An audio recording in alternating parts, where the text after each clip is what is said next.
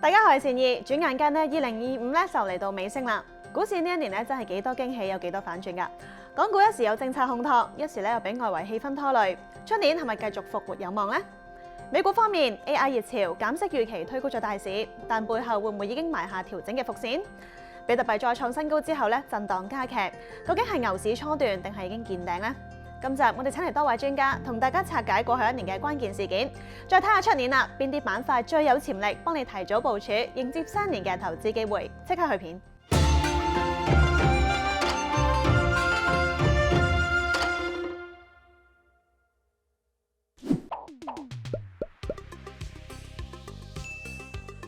其實今年港股嘅表現咧，成年個波幅都有成8000點喎。喺年初嗰時一個跌息，咁就令到成個科技板塊帶咗上去。咁但係之後咧，亦都有呢個擔心，即係美國特朗普上場嗰啲因素嘅。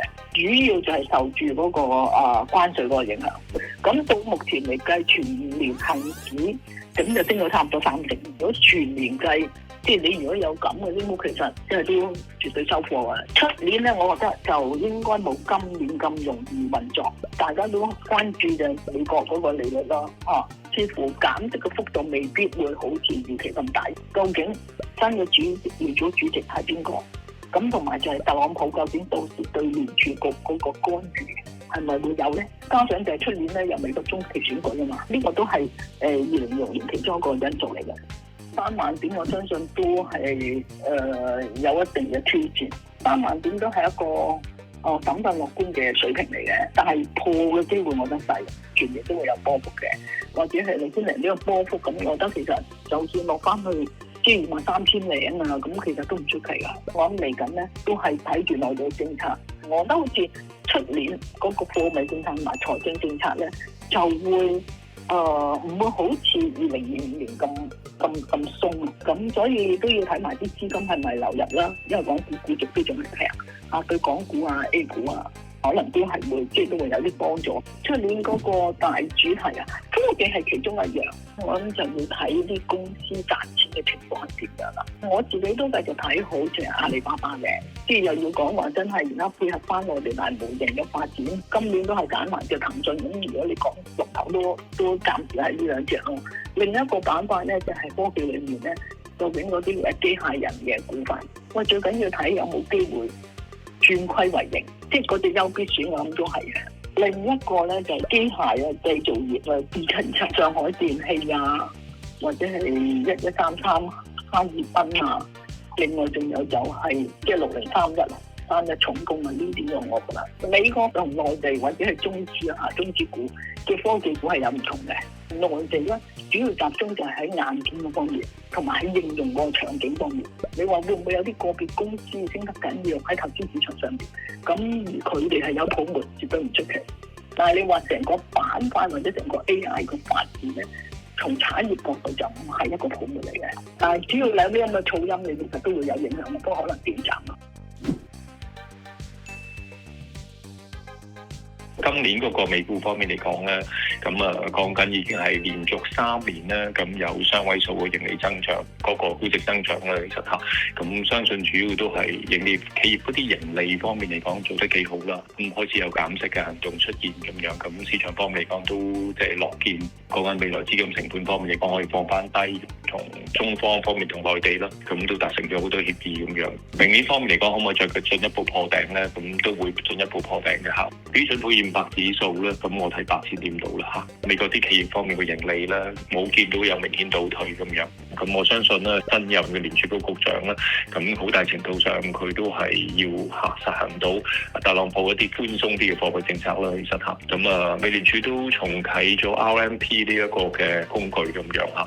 咁主要其實講緊買短債，咁講緊係為市場提供個流動性啦。咁預期其實講緊係嗰個嘅規模啦，可能會達到5000億咁多咁樣。咁呢個其實對於個美股方面嚟講亦都着數。全世界其他國家明年方面可能會加息嘅。咁如果佢當年貨幣會轉強嘅時候，美匯會走弱，咁啲資金方面嚟講都中意拍落去個股市度咁樣。咁講緊如果負息牛嘅話，日本央行咁其實可能都會加息，咁會影響住嗰個嘅利差交易方面。近期羅素方面表現方面都好咗好多，即係美國嘅小型企業咁，因為關減息週期啦，對小型企業方面嚟講會着數好多。其實咁樣對佢嘅生存環境就會着數咗好多。其實嚇有礦業嘅，其實我睇一睇聲嚇，即係仲有原材料嚇，咁包括金銀都係可以留意一下。即係啱啱呢次嗰個業績方面，有啲企業都做得唔錯，例如好似 Google 啊、Amazon 嗰啲50嚇，我 AI 我唔特別擔心嘅，其實嚇，只不過短期跌咗落嚟啦，反而其實講係一個趁低吸納嘅機會咁樣。就睇好過去咧，Nvidia 方面嚟講咁樣，芯片方面你仲係需要依賴佢，就算依份內地啦，講緊都即係依家買緊 H200咁，其實講緊本身都好多中資企業方面嚟講都願意買。咁未來方面嚟講，可能會睇翻啲即係軟件或者嗰啲平台嗰啲。例如好似 Gemini 咁樣，就本身平台方面嚟講，好似 Google 都睇好咁樣嘅。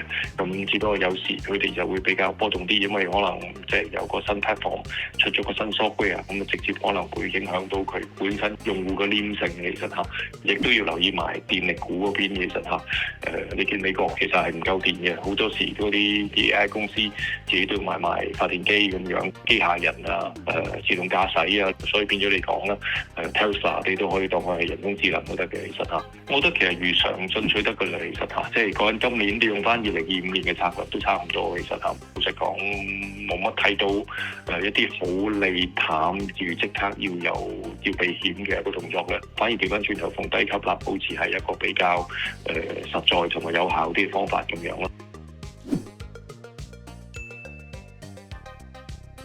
年頭啦，上半年咧，其實個走勢同表現都 OK 嘅。去到下半年嘅時候咧，拖累咧都係因為 DAT 嘅 DAT 公司嘅投資人咧就係搏緊 Bitcoin 咧喺短時間之內可以再升多50%。但係去到最後 Q3、Q4 咧，有好多嘅公司佢哋就發現喂，去到年尾都冇出現一個大升喎，所以呢啲嘅公司咧就會喺11月嘅時候咧就偷步咁樣去賣走手頭上嘅 Bitcoin 咯。所以點解 Q4 嗰個價格會落翻嚟10萬樓下咧？呢個係一個大原因。咁我覺得減半週期呢個4年週期咧會開始慢慢去消退嘅。所有嘅新興資產一開頭個 pattern 比較明顯啦，咁但係當個資產慢慢變成熟 pattern 係將會消失嘅。所以我唔 expect 嚟緊都會出現26年大熊市，跟住27年慢牛，28年升市咯。我會反而傾向覺得下年26年係可以睇好咯。呢個就同好多嘅坊間嘅用4年週期去推斷嘅睇法唔同啦。我會覺得佢已經跌埋下年嗰份啦，所以下年反而係可以值得被睇好。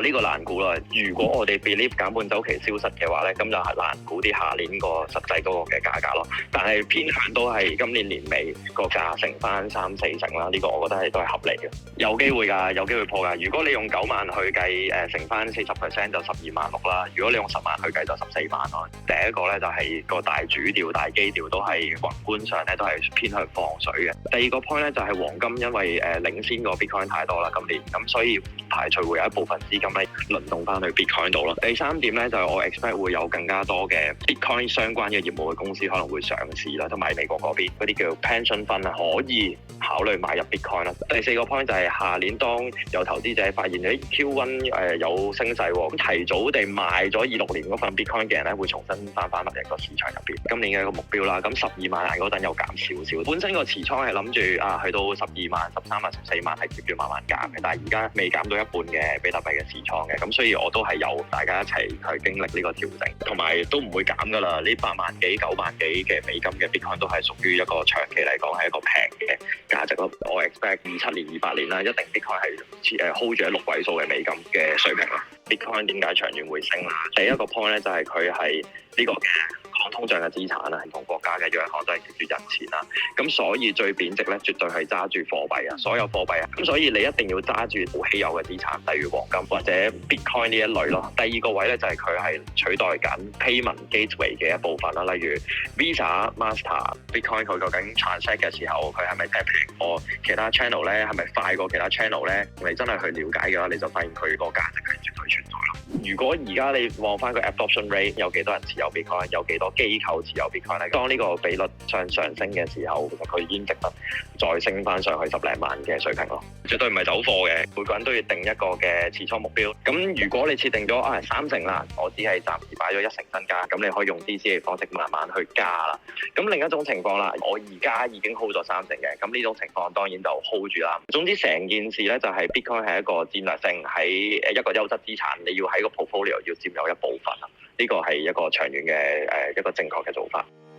市況波動，想睇定啲先入市，但又唔想將資金閒置，白白浪費機會。咁咧，你可以留意一下富途現金寶，每日有收益之餘，當股市反彈，仲可以即時入市。以美元貨幣基金計咧，平均回報有4.1%，快啲了解詳情啦。今集時間又差唔多啦，我哋下集再見啦，拜拜。